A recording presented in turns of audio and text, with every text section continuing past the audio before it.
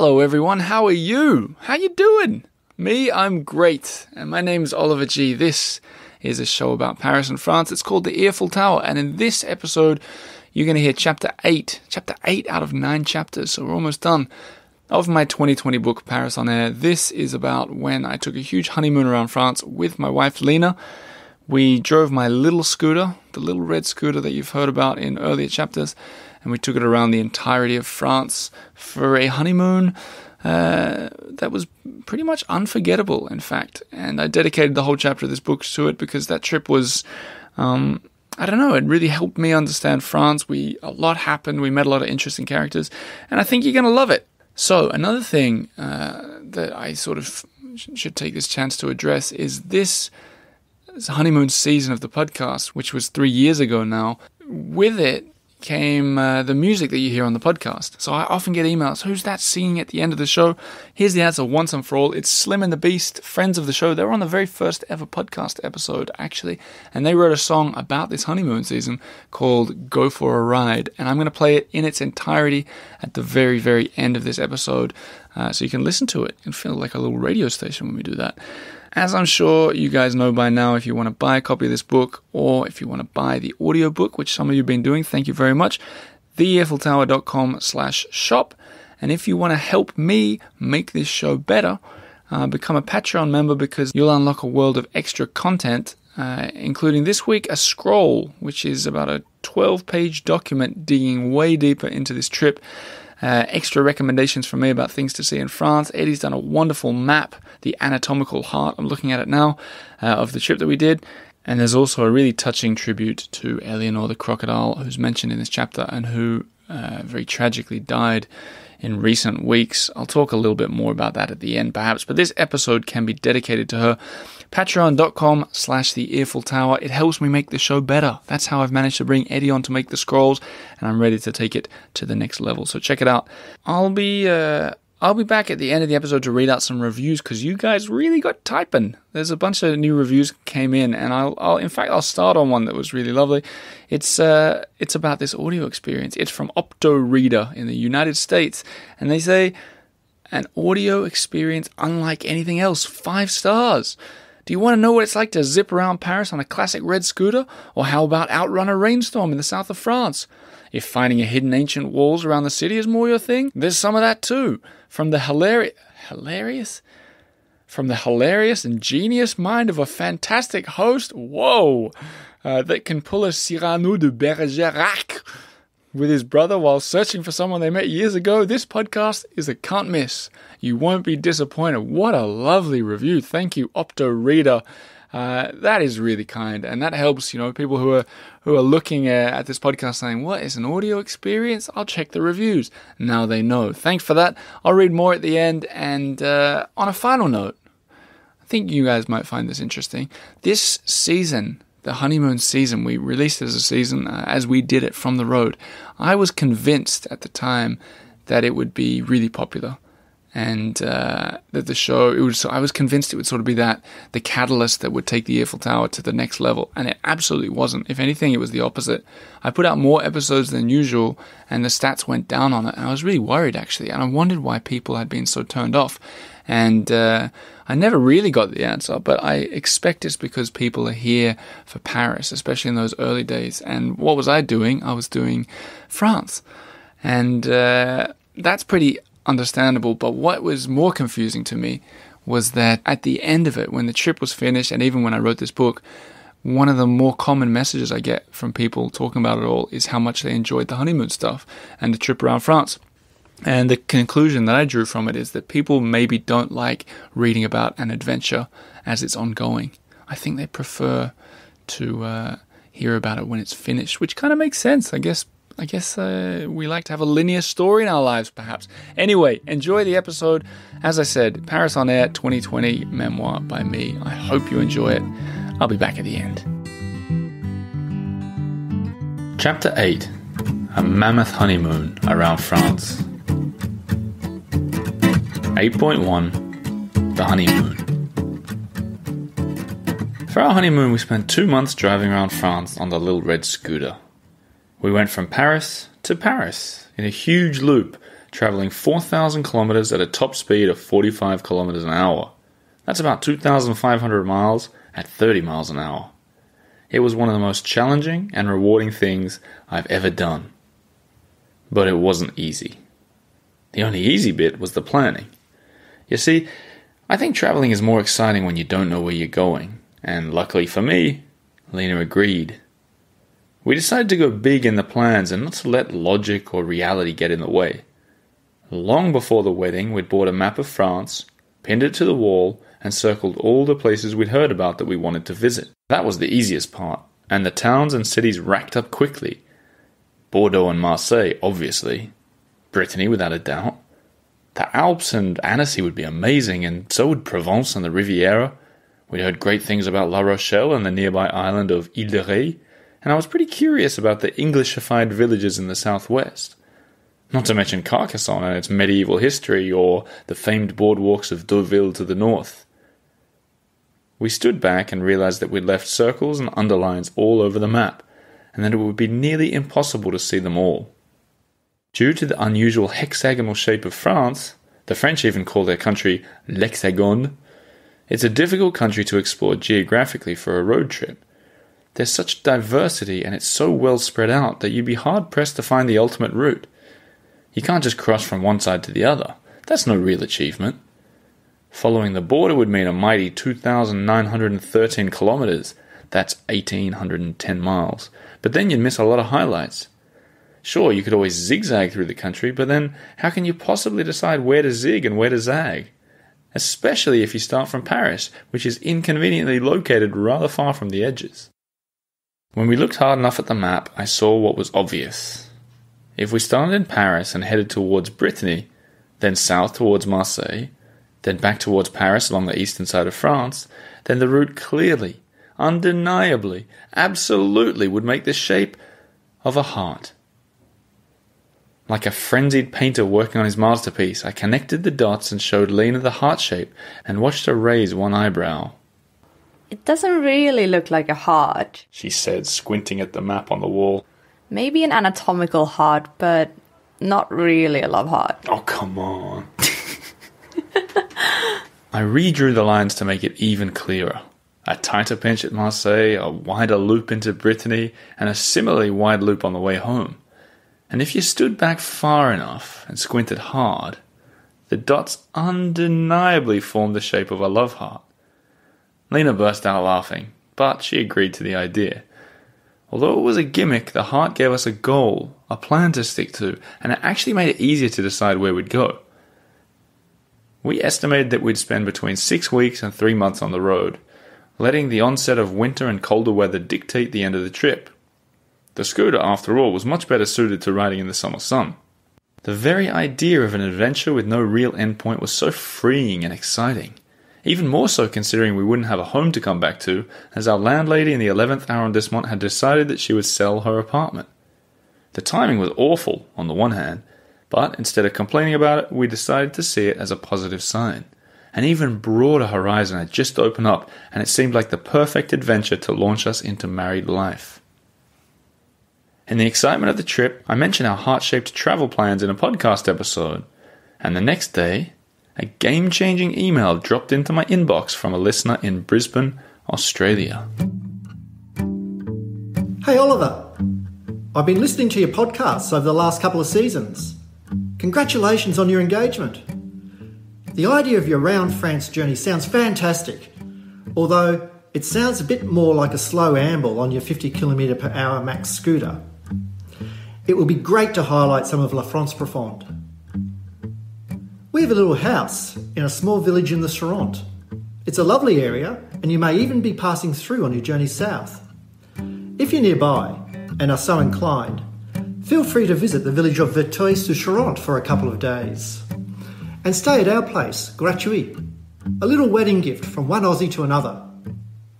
Cheers, and all the best, Jim. I was speechless. I knew that the podcast had a lot of listeners at this point, and I knew that people enjoyed the show, but no one had been so openly generous before. There had to be a catch. What did Jim want in return? Or was his place a wreck? Or was he Could he be an axe murderer? With the email was a link to his home, and it turned out to be one of the most charming I've seen. Nestled in the centre of the medieval village of Verteuil, on the banks of the Charente River, the 18th century stone house was cosy and inviting. Real village life, exactly how I'd imagined the French countryside to be. I emailed Jim to see if he indeed was an axe murderer, and it turned out he was just a kind soul who wanted to give something back. On the next episode of the podcast, I read out Jim's email to thank him, but also to share the developments of the story, and it sparked something I'd never have predicted. When I woke the next morning, my inbox was flooded with similar emails. Someone with a house in Chantilly, another in Cognac, Nancy, Carcassonne. By the end of the week, I'd made a folder to keep up with all the offers, together with a map so I could locate these exotic-sounding places. Carpentras, Essoir, Grenoble, Paimpol, places I'd never even heard about before. Other listeners wrote in and said we could use their frequent traveller points to book hotel rooms. It was unbelievable. Of all the offers, the one that made the planning the easiest was from Chantilly. Susan, the Irish owner of the property, said her place was available for one weekend in August. Located an hour out of Paris, it seemed like the perfect destination for the first night of the trip. We chose Giverny for the second night and decided we'd never plan further ahead than that. And it was fortunate that the listeners were so generous, because I was still on a minimum wage and we'd be relying on their membership fees to fund our travel. Luckily, the scooter only cost €5 to fill up. Here's to a healthy, carefree, wondrous adventure. Or so I thought.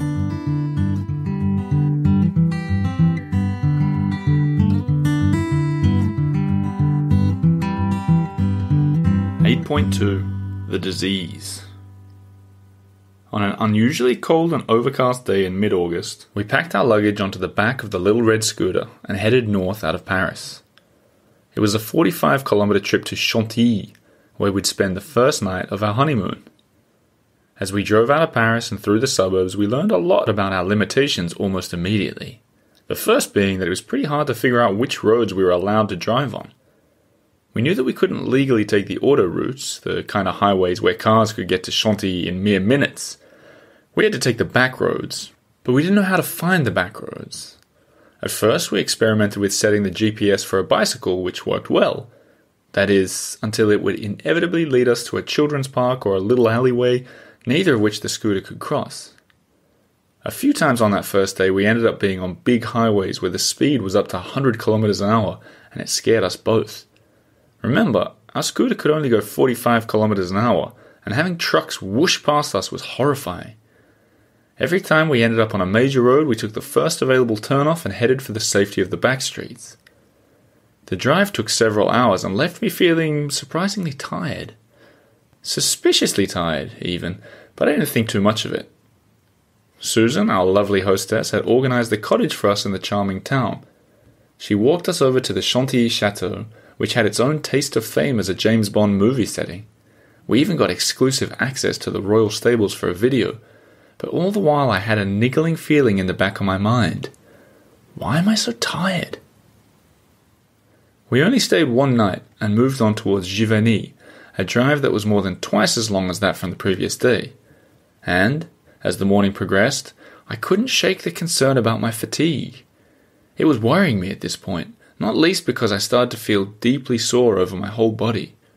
I ached all the way from my shoulders to my legs. I knew riding the scooter would be a challenge, but I hadn't imagined that it would leave me feeling like this. I searched online and found it was fairly normal for motorbike riders to get sore arms and shoulders after long drives, so I tried to ignore it. Surely, after a few days, I wouldn't notice anymore. But it got worse. After a few more days, I needed to rest after every half an hour of driving. We'd pull over and I'd lay down on the side of the road to recover. In the nights, I had cold sweats beyond any I'd experienced before, and I was starting to wonder if it was a good idea to continue with the trip. Lena, who at first had said she'd also been sore from the ride, realized that we weren't on the same playing field and began to keep a close eye on me. It was around this time that an unusual mark appeared on my right thigh, a red rash that continued to grow and sprouted concentric circles. By the time we reached Deauville on the north coast, a pharmacist said it looked like an insect bite and gave me some cream and headache tablets. I figured that was that. I frolicked on the beach, delighted to walk in the footsteps of Coco Chanel and all the other wealthy Parisians who had flocked to the town for their summer getaways. We were 5 days into the trip, and I was glad my mystery illness would be cured. Despite still feeling pretty grim, I pushed on along the coast to the sobering D-Day beaches. Then we marveled at the medieval tapestry in Bayeux. But I didn't get any better. One afternoon, a week into the trip, I went to a drop-in doctor in the middle of nowhere, Normandy. After 3 years in France, I'd still never been to a doctor, so part of me was quite excited by this new experience. Not least because I was eager to use my social security card that had been so hard to get. My doctor didn't speak English, but there was no mistaking her diagnosis. Ah bah oui, là, c'est clair, hein. Y a aucun doute, monsieur. She said after a brief look at the bullseye on my leg. Ça, c'est la maladie de Lyme, hein. Now, if you're wondering what she meant, then you know exactly how I felt when I heard her say it. What the heck was maladie de Lyme? Using a little help from the internet, we understood that I'd been bitten by a tick, and that tick apparently wanted to kill me. Perhaps it was a revenge for my fruit fly massacre the previous summer.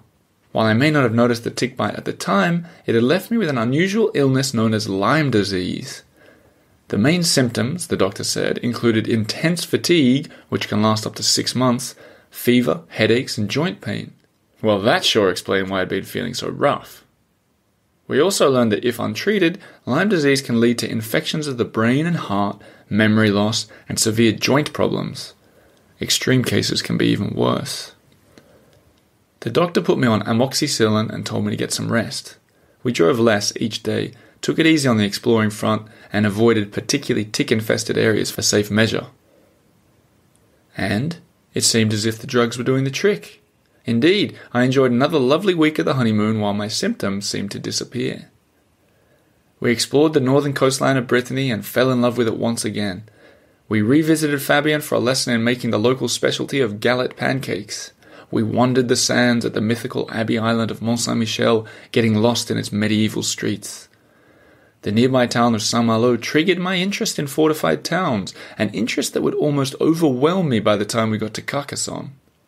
We even got up to Plumenac, a town with remarkable pink granite beaches, not to mention the remarkable apostrophe in its name. And for you guys listening, Plumenac, this is how it's spelled, Ploumanac'.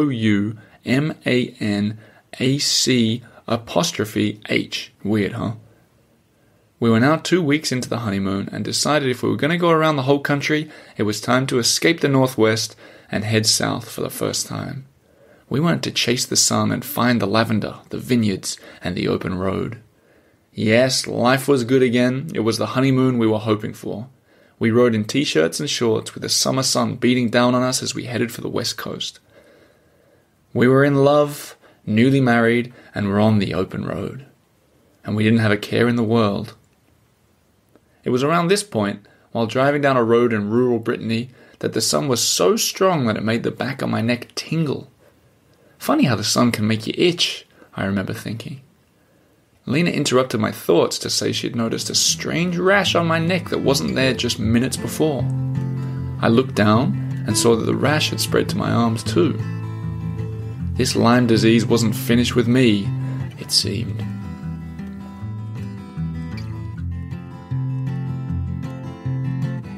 .3 The Wolf.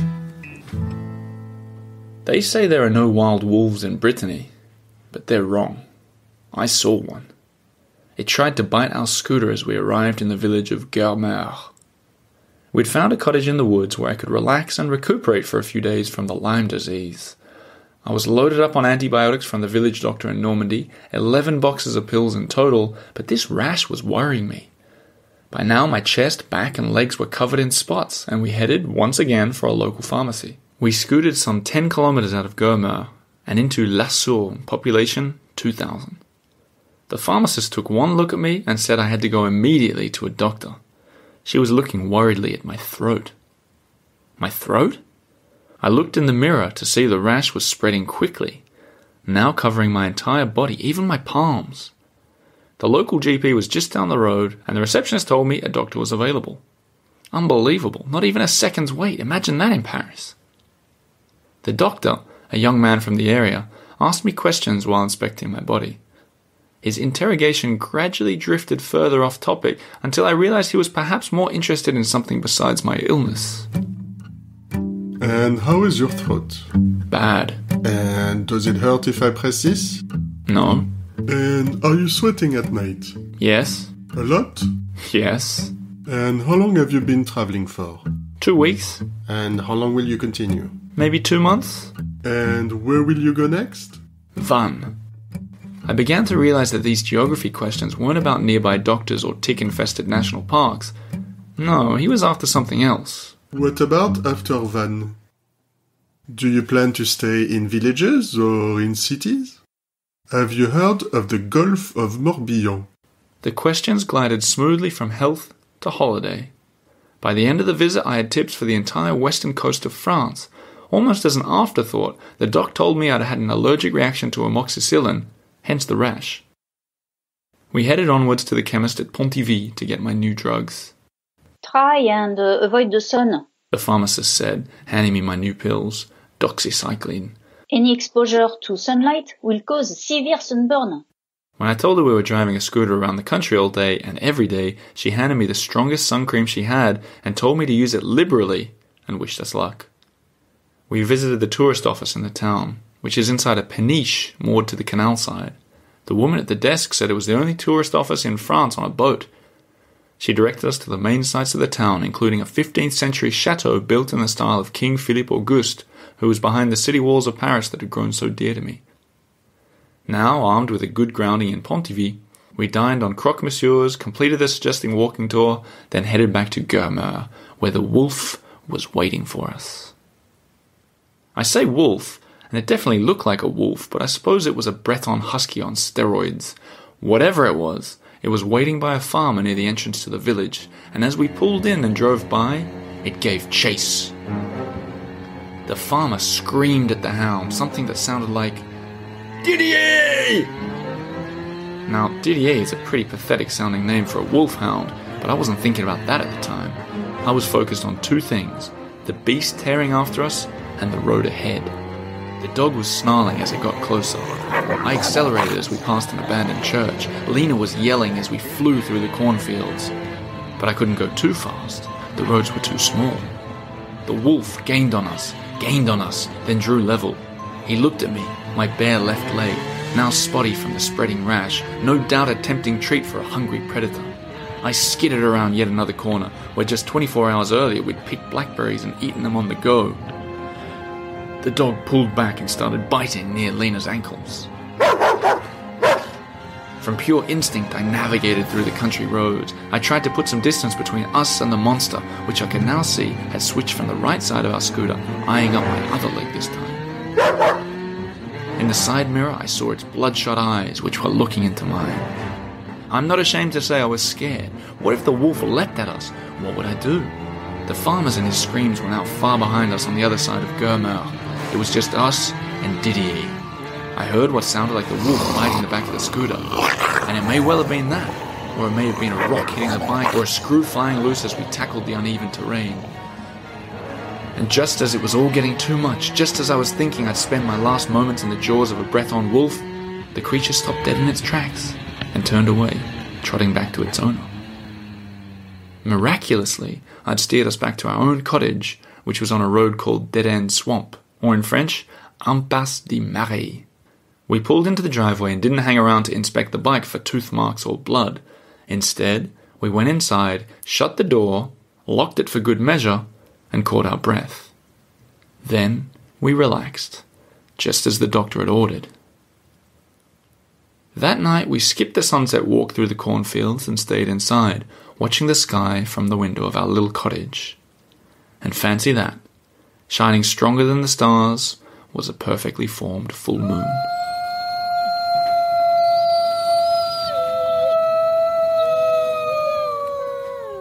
.4 The Croc. There's no better way to truly experience a country than to see it from a scooter. I've read similar things about riding a motorbike, but we told ourselves that a top speed of 45 km an hour, 30 miles, was more pleasurable. Now, several weeks into the trip, we were getting used to the slower-paced lifestyle out of Paris, and were delighted by the friendliness of the locals. Elderly ladies would wave at us from their kitchen windows as we chugged by. One time a whole team of village firefighters whooped and cheered as we passed. Every time we stopped for a meal or a snack, shop owners would ask us where we were from, and the further we travelled, the more impressed they were with our adventure. One cafe owner stopped us mid-conversation to call over his wife. Mid-conversation. "Françoise, come here, this is énorme!" he yelled, then retold our story using elegant French words and phrases that I noted and tucked away to remember. It was through these exchanges that I learned how to say words like périple instead of voyage, which I think sounds much more impressive. I worked on my routine of explaining the trip so well that I knew how to get laughs from the locals. After revealing our top speed of 45 km an hour, I found that if I added, "But it's 50 when we go downhill, mais c'est 50 si on descend," then even the toughest mechanic would chuckle. The trip was a valuable way to improve our French as we found ourselves talking about things that never cropped up in daily Paris conversations. We'd have to discuss extremely specific directions, or we'd have to negotiate the price of scooter repairs, or we'd have to eventually master describing the heart-shaped route, en forme d'un cœur. Travelling through the countryside of France is an excellent way to improve your French, and the scooter bit is optional, of course. As we continued the trip, we were meeting some memorable characters too, perhaps none more so than Eleonore. You may remember the story of the crocodile in the Canal Saint-Martin. Heck, you may even believe it. But a big part of that story that really gave it some credibility was that in 1984, sewer workers found a baby croc near the Pont Neuf on the Seine River. After a short stint in a Paris aquarium, the reptile was sent to a zoo in Vannes, a town in western France. One of my favourite parts of the story was when I found out that she was still alive all these decades later. But nothing gave me greater pleasure than meeting Eleonore the croc when we passed through Vannes on the road trip. The staff took us behind the scenes to get up close to her. Eleonore, they estimated, was a 40-year-old Nile crocodile. She was 3 meters long and weighed 200 kilograms. That's 10 feet long, 550 pounds. Part of me was sad to think she'd never taste the local fish of the Nile River. Part of me was sadder still that her enclosure was designed to look like the Paris sewers where she was found, and not the wilds of Eastern Africa. But mostly, I wondered what would become of the 2 crocodiles in the Canal Saint-Martin in Paris. Would they ever make it to the age of 40? These were the thoughts in my mind as we continued to head south through the French countryside. As we left Brittany, the weather turned even warmer, and we spent long days scooting through the sunflower fields of western France. It was a scorching summer, which I would have loved if it wasn't for the damn medication. I was supposed to be avoiding the sun at all costs. Where I'd previously been wearing a t-shirt and shorts, I now had a bandana around my face, sunglasses, a jacket, and gloves, but the sun still found me. By the time we got to La Rochelle, my nose and lips had more or less peeled off. As we crossed the enormous bridge to the beautiful island of Ile de Ré, I must have looked like a zombie. But it didn't matter to me. We'd finally made it to this popular summer getaway, and I was keen to see what all the fuss is about. We stayed in the port town of Saint-Martin-de-Ré, where I'd go through the final hurdle of the Lyme disease. We rented a tandem bike and set off to explore the salt fields. These fields, or pools really, are laid out like patchwork across the island and are crisscrossed by cycle paths. Locals are on hand harvesting the salt and selling it off with salted caramel at mobile stalls. Our tandem ride, which led to a little fishing village, had all the markings of a romantic honeymoon activity. But me, I found it hard to enjoy the romantic part of it all. I was on the front of the bike, and the sea salt was so thick in the air that you could taste it. Well, I couldn't taste it, I could feel it. My lips were so badly peeling that it felt like someone was rubbing that salt on my open wounds. Lena was squealing in delight on the back of the bike, and I squealed along with her, but little did she know that I was squealing in pain as the thick, salty air crucified my raw face. Back near our hotel, I popped into yet another pharmacy for some cream and wondered how many we'd visited so far. As we watched the sunset over the harbour from our hotel room, I reflected on the honeymoon so far. Sure, there'd been a lot of struggles and it was easy to focus on them, but there'd also been moments of pure, romantic bliss. Earlier that day on the saltfield ride, we'd stopped to take in the view. An older man, a local from the village, offered to take our photos we posed with the tandem on the harbour's edge. Don't fall, he said to me. but then You've clearly fallen once already. Into the arms of Madame.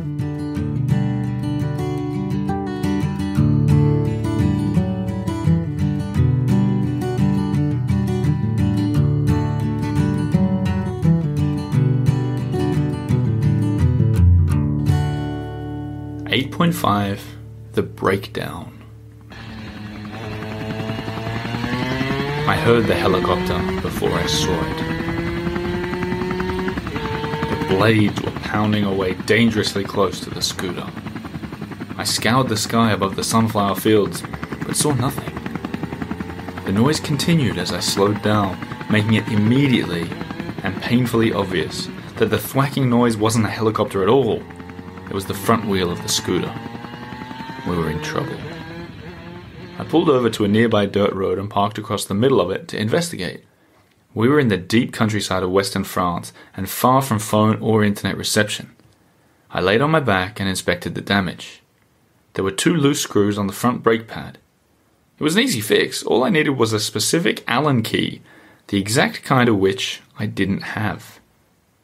I reflected that several people had said we had a few screws loose when we told them our honeymoon plans, and they appeared to have been proven right. I set about trying to tighten the screws with anything I could find. Scissors, a key, a matchstick, but nothing worked.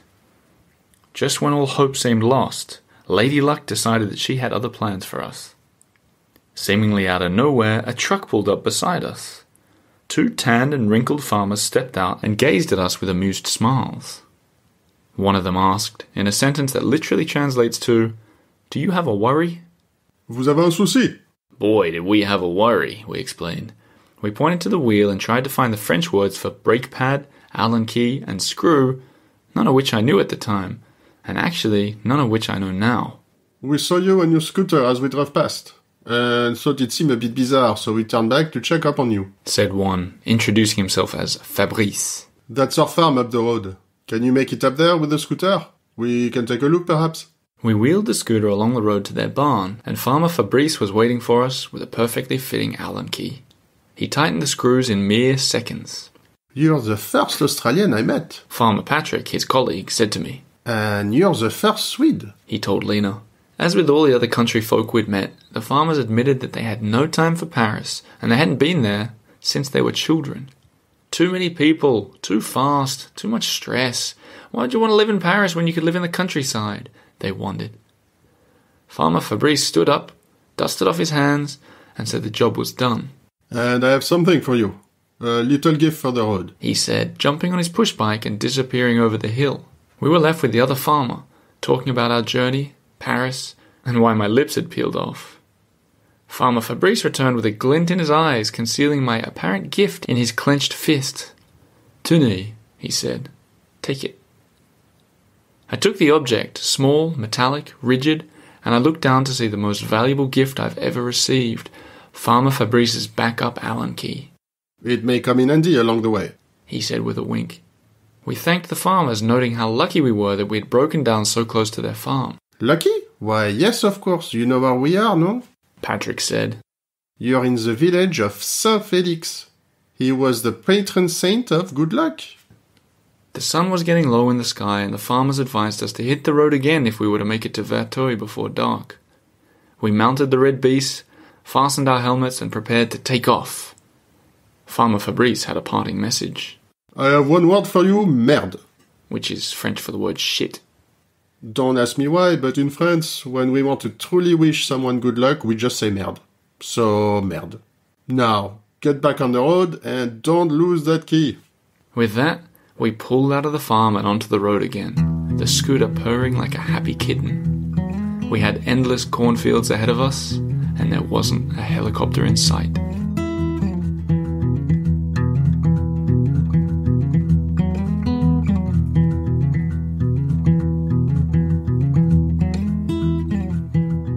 The Brits. Did you know that a lot of Brits retire in the south of France?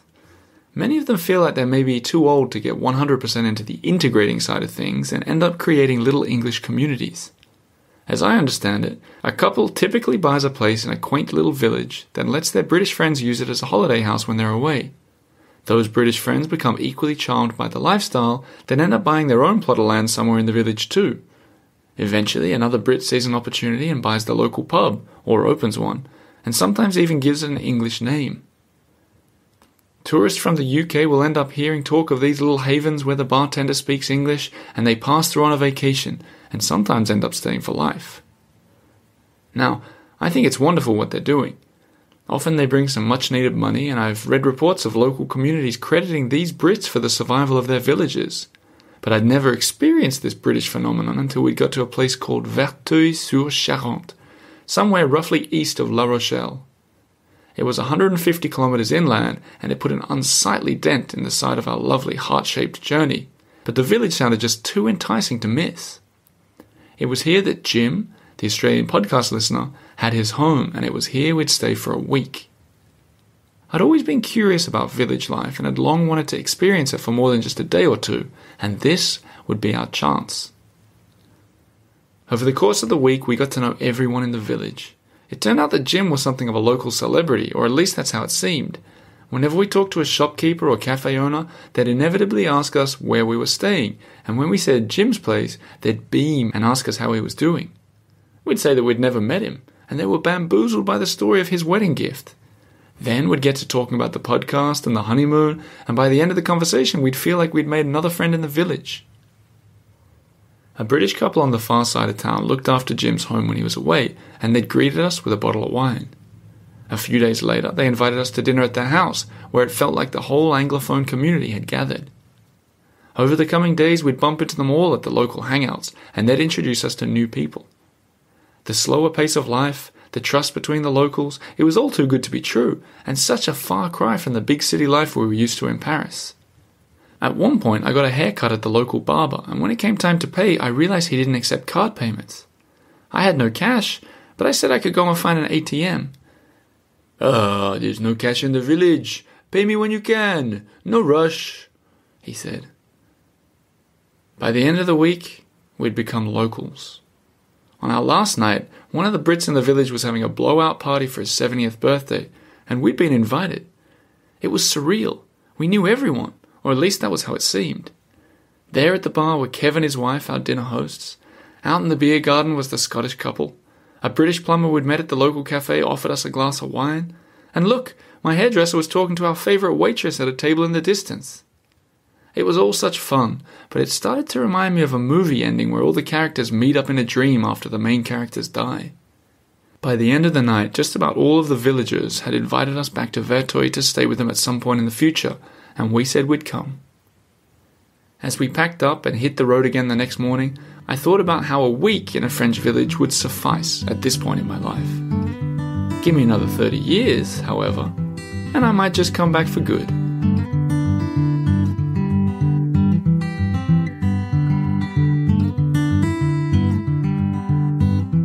.7 The accent. The first time I heard someone from southwestern France speak French, I got the giggles. I didn't mean to be rude, I really didn't, but it was just too funny. We were staying at a little bed and breakfast owned by a friendly lady with warm, kind eyes. She was so kind, in fact, that when she learned we hadn't eaten dinner, she brought us bread, eggs, and tomatoes from her garden. But what I remember most was her accent. She was pointing out a good path to wander along in her enormous garden. Now, the French word for path is chemin. The sh should be short and the ma should be long and gentle. Chemin, chemin. But that's not what the lady said. She said, chemin. I'm not exaggerating. She literally said it like that. But it wasn't just that. Her full sentence was that the path wasn't very far away, or not very loin. So the way I'd learned, that sentence should be that the chemin isn't very loin. But she said, the chemin isn't very loin. And when she said, I'm ashamed to admit it, that I laughed. I thought she was joking. What did you just say? Le chemin n'est pas loin. What the heck was going on? Why are you saying loin and not loin? I asked, baffled at whatever game she was playing. She took one look at me and laughed too. Ha, jeune homme, you've never met a Toulousain before. That's just how we speak down here. And she was right. That's how they talked. Any of the words that have a gentle ah sound end up getting a strange eng instead. And you hear it a lot. See you tomorrow, à demain, goes from à demain to à demain. Bread, pain, becomes bang, and the word for good, bien, becomes bien. My favorite was when they put several together, like saying tomorrow morning or demain matin, which I thought had a fantastic ring to it. It didn't even sound French to me, it sounded more Indonesian. I later learned that this southern accent was often ranked as the most charming in France, even the sexiest. It's sometimes called Provençal, or the language of Occitan. And it's apparently a remnant from the old regional dialect. I found it fascinating and definitely charming, but I also found it very hard to see the sexiness in it, or to take it seriously. I asked a policewoman in Carcassonne about it, and she just raised an eyebrow. There's nothing strange about it, she said, which makes sense. No one finds their own accent unusual. I asked if she'd mind speaking into my microphone so I could give the podcast listeners a taste of this phenomenon. She agreed, and I scripted the following sentence. And in English, it's tomorrow morning I'm going to buy a pain au chocolat pastry. In French, demain matin je vais acheter un pain au chocolat. My idea was with the demain, matin, and pain, her accent would shine through. But she had the last laugh. Ah, mais non, down here we don't call them pain au chocolat, we call them chocolatine, she said with a wink. Ah, rumbled again. I noticed from that point that no pâtisserie in the southwest made any mention of pain au chocolat. In fact, it's the only place in France where the famed chocolate-filled pastry is known by another name. But would a pain au chocolat by any other name taste as sweet? Yes, is the answer. The chocolatines were delicious. By the time we left the southwest, I had fully embraced the eng and was using it with carefree abandon. If someone thanked me along the way, you could bet I didn't say de rien, as I would in Paris. No way, I said de rien, and I said it proudly. And nothing was going to stop me. Rien de tout.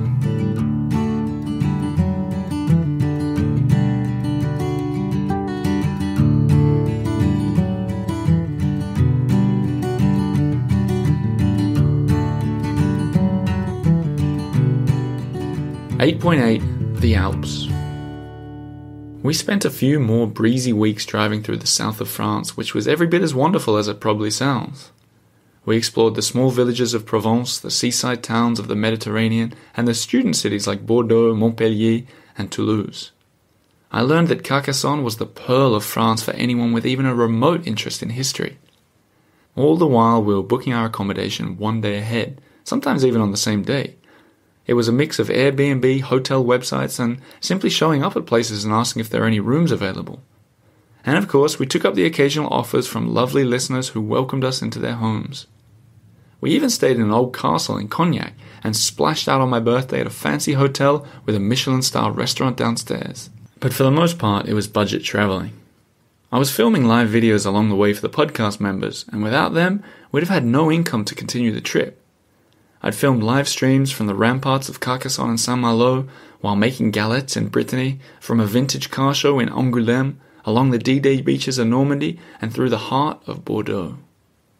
As we moved through the south, we filmed from Montpellier, Roman arenas, and from the top of the famed Pont d'Avignon Bridge, and we were blessed with good weather at every step of the journey. Lena and I were also doing weekly podcast episodes discussing what we'd seen and giving recommendations along the way.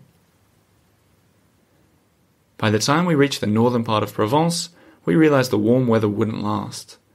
We only had one day of rain in 2 months, and we were well aware that if it got too cold or wet, then it would be too dangerous to carry on. A farmer we stayed with in Normandy who collected motorbikes had taken one look at the tires on our little scooter and had forbidden us to ever drive in the rain, or even when the roads were wet, and his warning had stuck with us.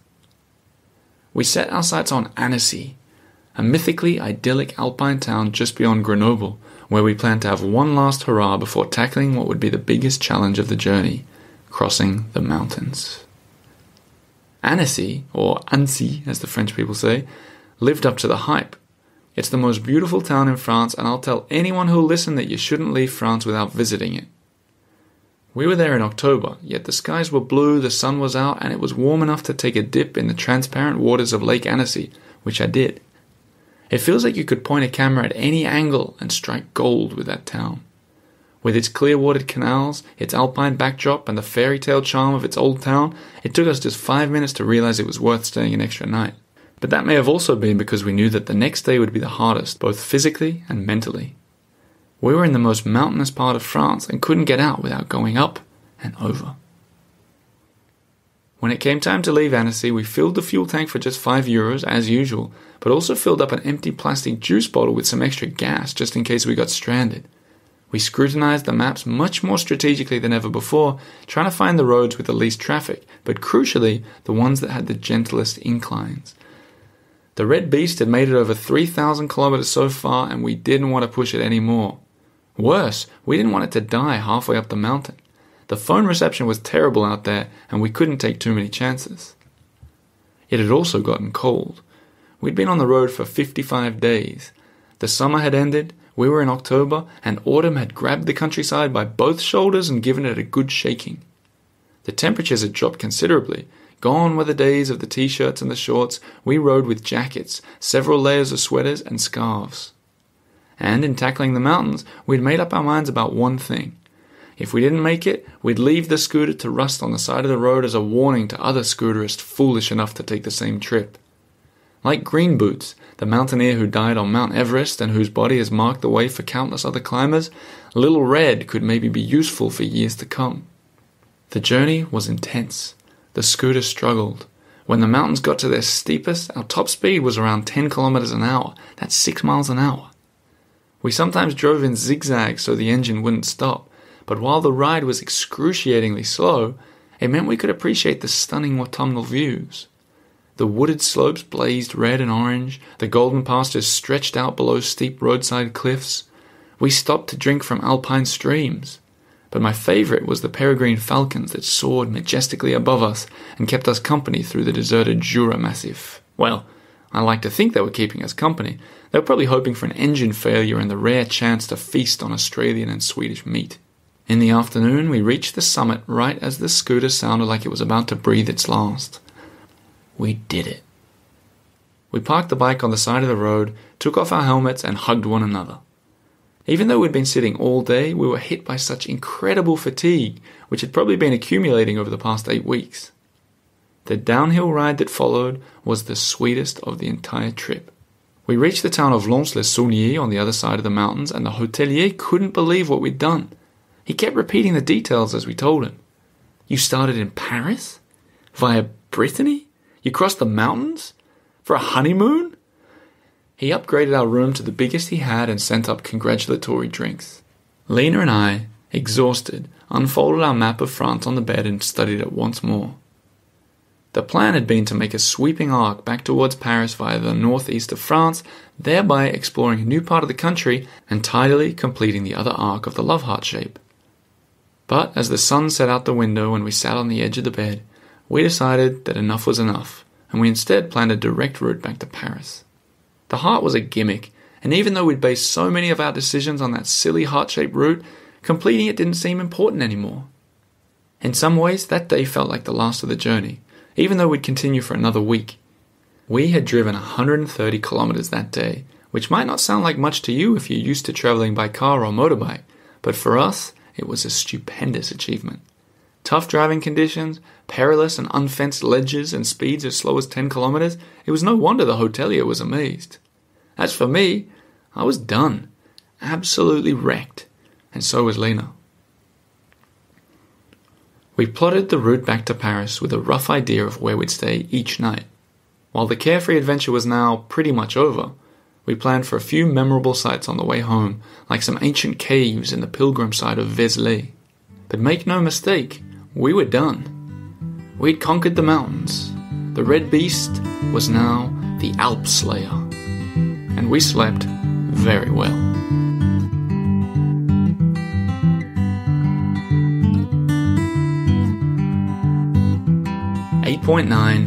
The Return.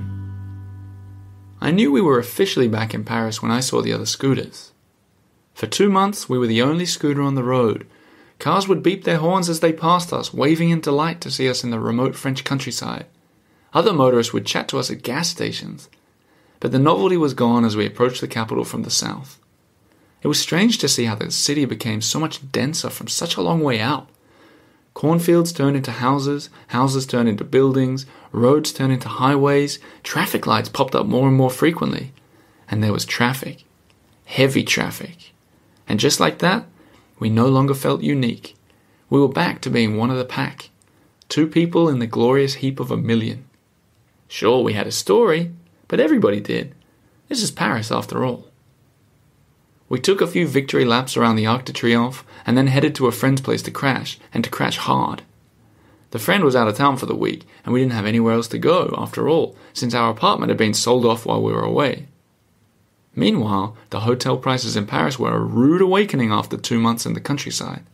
That night we went to our local bar to meet our friends who we hadn't seen for months, and each of them, without fail, walked into the bar and said the same thing. I'll be honest, I was certain you wouldn't make it. But we did make it.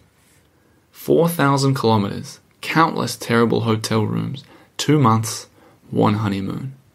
We'd scooted through the wild plains of the Camargue National Park, where white horses and pink flamingos roam in green fields and on white beaches. We dined in Michelin-star restaurants and swam in the Mediterranean. We'd broken bread with village mayors and had numerous run-ins with local doctors and 3 visits to the mechanics for repairs. I tasted cognac in Cognac, Bordeaux in Bordeaux, and Chantilly cream in Chantilly. We had admired the ancient arenas of Provence, explored abandoned chateaux, and even stayed in one. I'd met fans, friends, and family along the way, and more kindly strangers than I could ever list. We'd scaled the ramparts in Carcassonne and Mont-Saint-Michel, dipped our toes in 3 different seas, and shared the view from the top of the Alps with soaring falcons. In short, we'd seen France, the real France, the France that isn't Paris, and we could appreciate well and truly that it's a magnificent part of the world. The trip put the country into perspective, and as a result, it let me understand Paris and its people better too. Most French people in Paris aren't originally from the capital, and they often take great pride in talking about their hometowns and regions, and now that I was armed with the context from the trip, I felt I could understand the French a whole lot better. After all, as we'd heard time and time again on our trip, we'd probably seen more of France than many French people ever will. Now, it wasn't an easy journey, but we did it, and it was wonderful. The scooter survived, and so did the relationship, thank God. And for the umpteenth time in my Parisian life, I got ready for bed that night exhausted, and I wondered what my next step would be. After all, we didn't have an apartment, our belongings were in storage, and we had no idea what the future held. As I got to bed, I saw Lena looking over the map from our trip, and it turned out there was one last surprise. She was drawing the last day of the journey onto the map, and she paused after adding the final stroke. She stepped back, turned her head to one side, and furrowed her brow. You know what? We may just have made a heart shape after all. She took the map, which was almost as big as the bed, and turned it 90 degrees in a clockwise direction. Unbelievably, miraculously, we had indeed made a heart shape, and a rather impressive one at that. When we ducked inland from the west coast to visit the village of Verteuil, we'd fashioned a clear inward pinch or cusp at what was now the top of the heart. Annecy, to the east of France and on the opposite side of the country, was now the pointed outward pinch at the bottom. Paris and Marseille marked the outer edges, with the arcs now looping around Brittany in the southwest. "It's a miracle! A romantic miracle!" I said. It's a miracle that the scooter survived. We'd been in Paris for almost 4 years now. The real miracle would be if we could find another apartment and make it 5.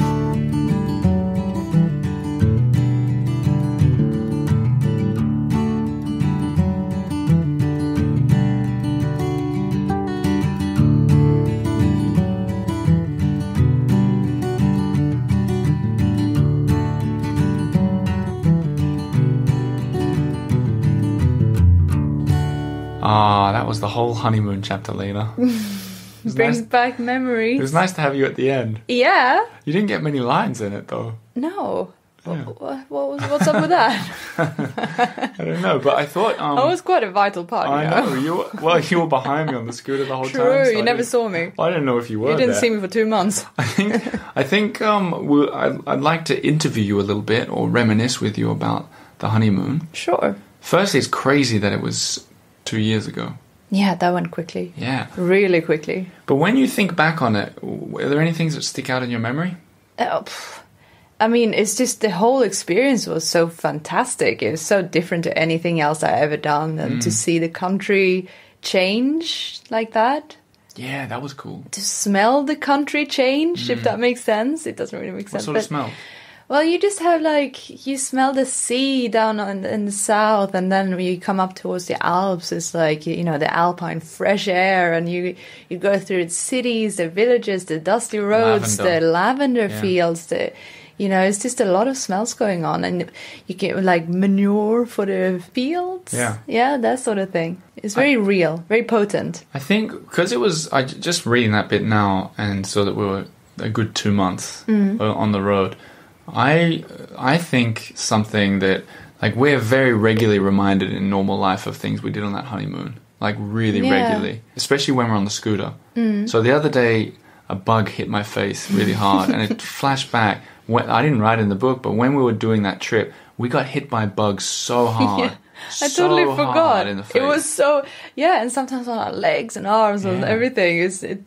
Violent bugs. Yeah. And I forgot about that. I think that there was enough that happened on that trip to have easily filled a book. Oh, I'm sure. But I think it worked nicely as a chapter. But things that we didn't talk about in the book... You brushed over quite a few things. I brushed over... I mean, you can't... You have to. Yeah. It was every day was an adventure. But things like... I didn't talk about the expensive hotel that we stayed on my birthday. I just dashed over that. Didn't talk about the... that you got stung by was it a wasp or something? A bee? Yeah, and I'm allergic. Yeah. So that was quite a drama as well. So we kind of had to half the whole story. Yeah, because there was a lot of stuff going on. I think my Lyme disease was worse than your sting, but it wasn't much worse. Because remember we had to go to a... Oh, it was horrible. It lasted for weeks as well. Was that Toulouse or something? You were sick on a holiday or something? Oh my gosh. Anyway, oh, not so fun. All that is to say, I think some of the best stories happened there. But it was funny for me that at the same time, I was convinced that the podcast was going to take off when we did that trip. Yeah. But that's right. In reality, I forgot about that too. I think in reality the figures went down. Yeah, because people are like, well, this isn't Paris. I don't care about this. I think that's true. I'm sure that's true, but I also think people hadn't really got time to know you, or maybe even me yet, and they're like, I don't care about this honeymoon. Yeah. I think if we were to do the exact same trip today, especially with Instagram and Facebook, and I think it'd be a different story. Yeah, maybe. But hey. I'm glad it happened as it happened. Yeah, me too. Me too. So the question I'm going to finish on is, would you ever do another 60-day road trip on a scooter? Probably not. Yeah. It's great, to have done it, and it was so much fun experiencing everything, and it was just perfect at the time, but it's a lot of work. And the other thing, I think I didn't... And it's not very comfortable. No, that's the thing. I remember some people would email me and be like, why aren't you giving us hotel suggestions and restaurant suggestions? And we're like, really? You don't want to stay in those hotels? Yeah, we stayed in the worst places sometimes because we were doing it on such a budget. Do you remember, a crazy budget? Oh, yeah. Because you had to stay in a hotel every night for 60 nights. Yeah, that's expensive. And we were earning, I think, about minimum wage for the two of us. Anyway, it was a real adventure, and we look back on it with a smile, but often people ask me, would you do it again? And I say, I wouldn't do it again, and I wouldn't even recommend it, but I'm glad we did it. Is that fair? I think so, yeah. Yeah. In a car next time. A 2CV, Oh, that would be cute. Okay, we've got the next idea. I better turn this off while we start planning it. Anyway, thanks, Lena, for joining in. In the next pages, you and me are about to move to a new part of town. Do you know where? Well, I have my sneaky suspicion. Well, I'll let you know. I'll probably be calling on you very soon. Thank you. See you.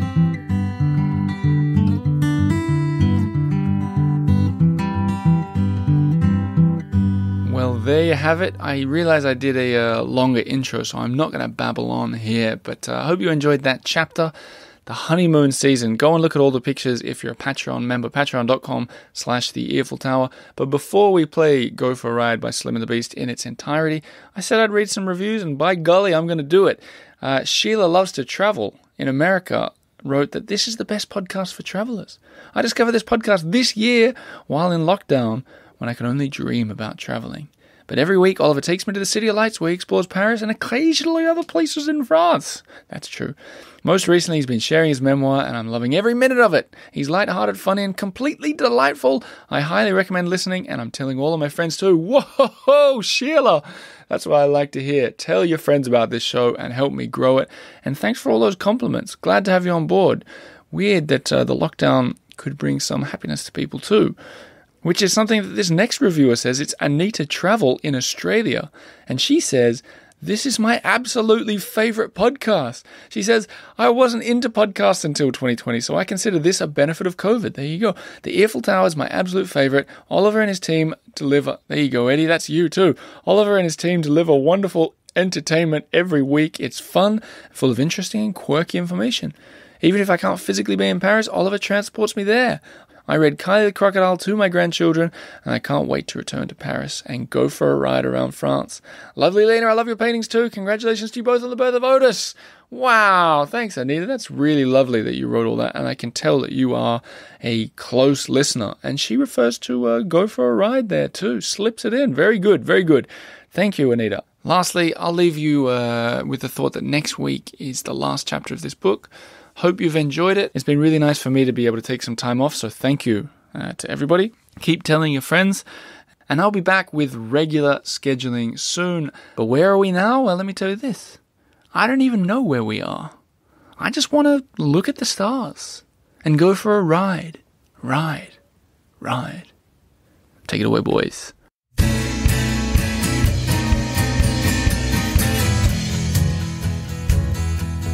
Jump on my back, hold on tight, let's do it together, let's go for a ride, let's go for a ride.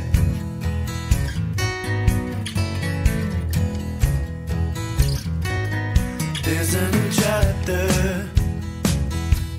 we're turning the page. Looking back at you, counting the days. I don't really know where we are. I just wanna look at the stars. Let's go for a ride. Let's go for a ride. Taking our time, taking our time.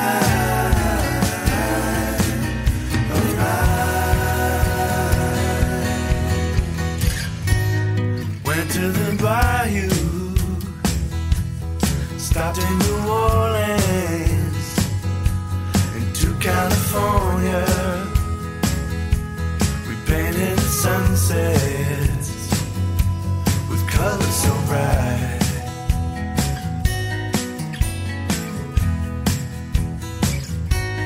Cobblestone black streets, walking back home. Stopped at the market, we're back on the road. I don't